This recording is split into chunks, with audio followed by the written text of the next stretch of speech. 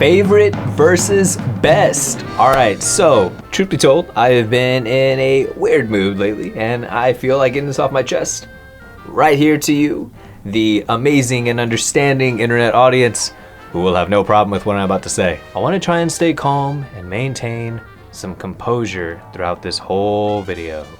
But oh my God, I have been feeling this for years, and it only continues to be true. Now, in the past, I've been guilty of this too. But lately, throughout most of these algorithms, YouTube, TikTok, Instagram, Yahoo reviews, they all just amplify my frustration because I'm able to notice a pattern throughout multiple conversations all at once. There's a problem, there's a trend here, and people, we're missing the point. If we're in a conversation about a movie I like, let's say Sonic 2, and I mentioned that it might be one of my favorite movies of all time, right? Like top 15 or whatever. And then I go on to say, nay, claim loudly and proudly that it is the most ambitious movie of 2022. And then you, rightfully, remind me that this came out just a month before. So, in reminding me of everything everywhere all at once, I then snap, get a little upset, tell you to f off, and that Sonic 2 just is and was. You ask me why, I say cuz. You ask me why again, I tell you, get lost. Now, we're all entitled to our opinions, right? I'm entitled to my opinion, you're entitled to your opinion. But at some point in that interaction, should I not look a little more inward and ask, am I being a bit defensive? See, having my opinion and what I like more just shouldn't really cloud what was better in technique, theme, subtext, whatever, right? If the conversation is about my preference and I prefer to watch one movie over another, that's one thing. But what's best, that's something else altogether.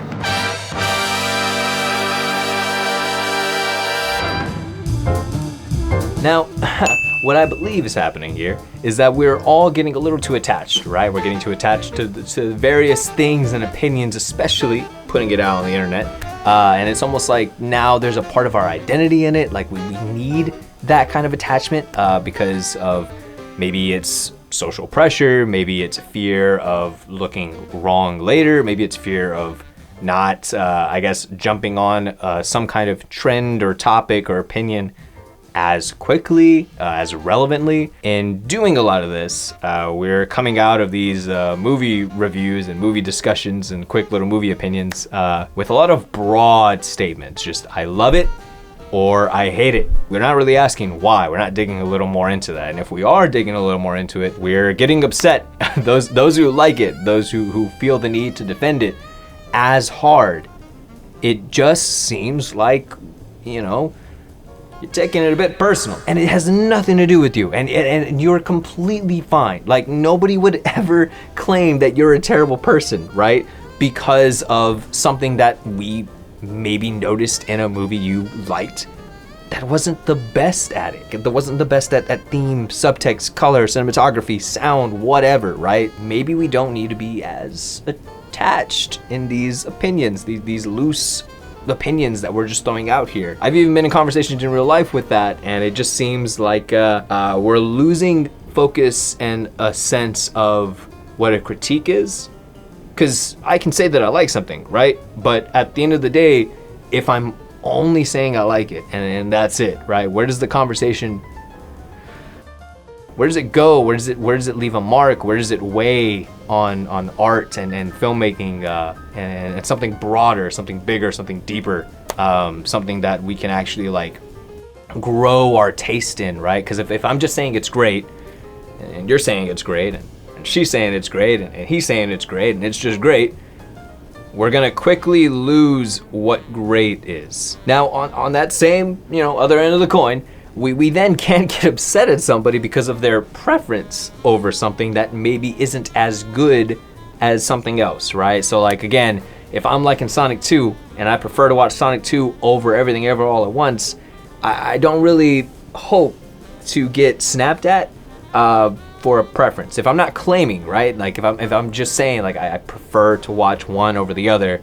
that doesn't make me wrong either, right? All film is subjective and all tastes are tastes, right? So yeah, I should be allowed to watch and like one over the other. It's just a matter of, I don't know, back off. Like, yeah, and actually, I should stop right there because I'm getting a little ahead of myself. I don't want to watch Sonic 2 over Everything Ever All at Once, right? Like, I don't. But I do prefer the blue blur over more movies than you'd think. Let me go ahead and take this off because I feel like I'm getting a little heated. If we look online, we see like Rotten Tomatoes, right? It's not a perfect system, but it is something that we can use as a guide for now. We see that the critics and the audience can sometimes have a huge gap between what is technically praised by experts and what is loved by a majority of the audience that has seen it, right? And I don't think that necessarily means anything is concretely bad or even concretely great. Now with the Rotten Tomatoes stuff, that's a whole other conversation for another video, but for right now, I just think that it's important to kind of look in on why some of the critics and the audience disagree as drastically on the movie. Sure, critics can and have in a lot of ways missed the mark on what the audience is looking for, what we are looking for in our movies, right? But they also are supposed to be the people who have seen the most. Maybe they've gotten the most. So when diving into what they think about a movie, the good and the bad, we don't have to agree, but at least understand where they're coming from, right? And then we might actually end up being surprised. They might have a point, at least some of the time, with certain things, right? I'm not saying blindly follow. Again, that's the exact same thing as love it. You don't want to blindly hate it, right? Like there's more to get from filmmaking conversations, there's more to get from a movie review than just blanket statements. And we just have to be able to praise stuff and critique it. And together, that is going to open wider ranging conversations. That's going to introduce deeper analysis into themes, into subtext, into technique and craft. And that's gonna lead to even a wider range of tastes that you might not have even been aware of up until you actually had these conversations and kind of dissected more of the why did I like this as much, and maybe why could it have been even better. And now you're going out of your way to seek some of that stuff out, and you'll recognize it more having the conversation. I don't know. I think that we just can't be taking things as personal, and we can't be just blindly slapping a giant label of love it and that's it, point blank, period, end of conversation. I think that's a dangerous thing to do with art, but in this scenario, I just really want to focus in on the movies thing because that just seems to be what the wider range is talking about. Look, there's a problem, right? Like it's not necessarily a one-to-one conversation even now. I'm just trying to voice this somewhere. Can you tell this has been on my mind for a bit? At the end of the day, it's just a conversation. Everything about what I'm saying could also be completely off the mark, but at the same time, I just think that the conversation should be had. So here we go. I appreciate you checking this video out. If you could subscribe, like, and check out more of my content. I do have more filmmaking videos coming down the pipeline, more movie discussions on the way, and a bit of a life update. We're getting ready to move, so as we wrap this video up, I'm gonna be tearing this whole thing apart. Yeah, but more on that later.